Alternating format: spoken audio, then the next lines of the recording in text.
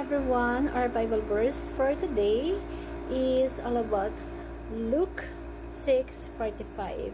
The good person out of the good treasures of his heart produces good, and the evil person out of his evil treasure produces evil. For out of the abundance of the heart his mouth speaks. So, sa Tagalog, ang mabuting tao mula sa mabuting kayamanan ng kanyang puso ay nagbubunga ng kabutihan. At ang masamang tao mula sa masamang kayamanan ay nagbubunga ng kasamaan. Sapagkat mula sa kasaganahan ng puso ay nagsasalita ang kanyang bibig. So, napakaganda po ng ating verse today. Kasi sinasabi nito sa atin na kung ano yung nag-uumapaw sa puso natin, yun yung nag-overflow sa bibig natin. Yung puso natin para siyang storehouse ng mabuti or masama. Kung mabuti ang nilagay mo sa puso mo, mabuti rin ang lalabas sa bibig mo. Pag masama ang nilagay mo sa puso mo, masama din yung lumalabas sa bibig mo. Heart is the treasury of good and evil. Kung malaswa ang nalalabas ng bibig, malaswa ang nasa puso. Kung puro mura ang lumalabas sa bibig, ganun kapangit yung laman ng puso. Ang tao, namamana yung kabutihan ng kung anong laman ng puso. Kung ano yung mabuting bagay na inimpok natin, yun yung nag-overflow sa ating mga labi. Kung minsan wala tayong masabi na maganda sa ibang tao or masabi or ma-share sa ibang tao kasi wala tayong iniimpok na mabuti sa puso natin. Kaya ang pagde-devotion, malaking bagay ito. Kasi ito yung isang paraan na nakakapag-impact tayo ng mga mabubuting gawa or mabubuting bagay at mga salita ng Diyos sa puso natin. Kung hindi salita ng Diyos or wisdom ng Diyos or sabihin natin Santong Espiritu ang namumuhay or pumupuno sa puso mo, asahan mo galit yung laman ng puso mo. At ito yung lumalabas din sa bibig mo. Kaya minsan, galit ka sa ibang tao, na ilalabas mo yun sa partner mo. Galit ka sa ibang tao, na ilalabas mo sa asawa mo. Galit ka sa ibang tao, na ilalabas mo sa anak mo. At hindi yun tama. What fills our heart, yan yung tumatagos. Yan yung umaapaw sa bibig natin. Speech reveals the state of the heart. Mula sa kasaganahan ng puso, yun ang nilalabas ng ating mga bibig.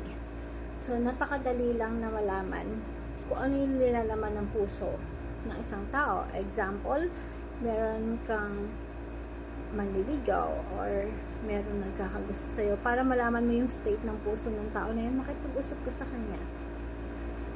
Kasi kung ano yung lumalabas sa bibig niya, yun yung laman ng puso niya. Kapag yan ay full love, pagmamahal, or pagpapakita ng respeto sa Diyos, yun yung laman ng puso niya. Ano ba talaga ang estado ng puso natin? Kung ikaw ay may mabuting puso, puro kabutihan ang lumalabas sa iyong bibig. Speech reveals the state of the heart. So, we need to store only the good things in the treasury of our heart. Huwag natin i-store yung mga basura sa puso natin. Like yung mga hindi magagandang bagay, mga madaming pag-uusap. Kung meron kang mga kaibigan na mahilig makipag-chismisan, alisin mo yun. Mabuting bagay lang ang magandang ma-store natin sa puso natin. Garbage in, garbage out. Kung basura ang pinasok, basura ang lalabas. Speak from the good and good tongue and good heart. Lahat tayo, pinagkatiwalaan tayo ng Diyos na magkaroon tayo ng kakayahan na makapagsalita, makapag-impluwensya ng tao sa paligid natin. Kahit nasan, kahit sino ka, kahit ano ka, kahit nanay ka, tatay ka, ate ka, kuya ka, lahat tayo pinagkatiwalaan ng Diyos ng salita, ng words. The words that you spoken can build, can kill, and can destroy. Kaya, kung ano nasa puso mo, we have to keep gate what inside our heart at kung ano yung lumalabas sa bibig natin. Isipin mo bilang ikaw, bilang isang magulang, kapag kinausap mo ng puro kabutihan, ng maayos ang iyong mga anak, ibang klaseng impact yon, because you speak pure from your heart. At napaka-powerful nun. Pwede yun maging legacy na tumatak sa pagkatao ng mga anak mo. Isang kayamanan na pwede na lang matreasure. So, let us speak from the good heart and watch the content of your heart and the content of your tongue. Let's gatekeep kung ano lumalabas sa puso't isipan natin sa ating bibig.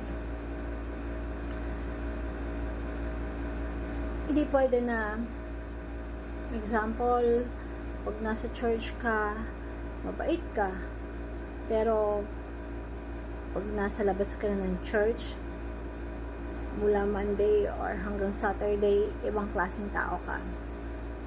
Dapat kung ano yung nasa puso mo, consistent.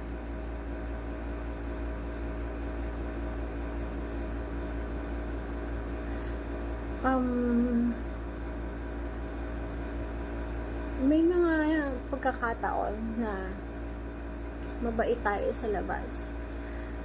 Mabait ka sa church, mabait ka sa work, pero pagdating mo sa bahay, ang sungit mo, irritable ka, lagi ka nakasimangot, nasisigawan mo yung anak mo nang wala sa oras, nasisigawan mo yung asawa mo o yung partner mo nang walang dahilan. So, kailangan you have to check your heart. Baka iba na yung content ng puso mo na kailangan mo nang i-surrender kay God para mabago kung ano yung laman ng puso mo. So, and I want to share this simple prayer. Heavenly Father, thank you for the gift of speech and the power of the tongue that holds. I know my words reveal the state of my heart. Please purify my heart, Lord, so it becomes a treasury of goodness and truth. Help me to fill my heart with your word, love, and grace. Teach me to guard my heart against evil and to speak words that uplift and honor your name, reflecting the purity of your heart, purity of what you desire. Keep me, be mindful of the content of my heart and speech. May everything I say bring glory to you, and I pray in Jesus' name, amen. Thank you everyone, and God bless.